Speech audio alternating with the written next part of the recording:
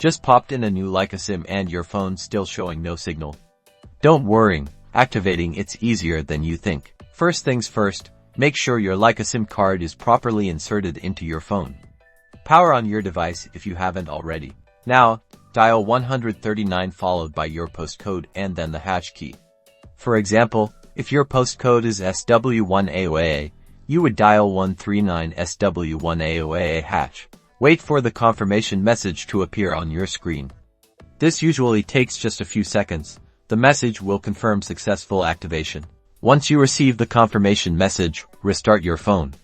This allows your device to fully connect to the Lyca mobile network. After your phone restarts, try making a call or sending a text message. This ensures that your SIM card is fully functional and connected to the network. If you still have problems, check Lyca Mobile's website for further assistance. And that's it. Enjoy staying connected.